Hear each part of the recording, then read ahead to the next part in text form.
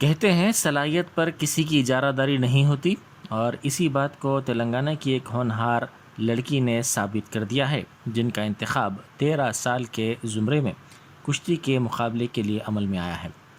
शहर हैदराबाद के senior reporter Abdul Majid Shahbaz की दुख्तर नूरा फ़ातिमा इस पर काफ़ी मसरूर हैं और मुख्तलिफ़ गोशों से उनकी सताइश करते हुए मुबारकबाद दी जा रही है।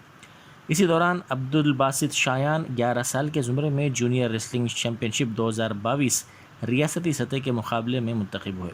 ये मुकाबले इंदिरा गांधी इंटरनेशनल स्टेडियम उत्तराखंड में 19 से 21 अगस्त होंगे।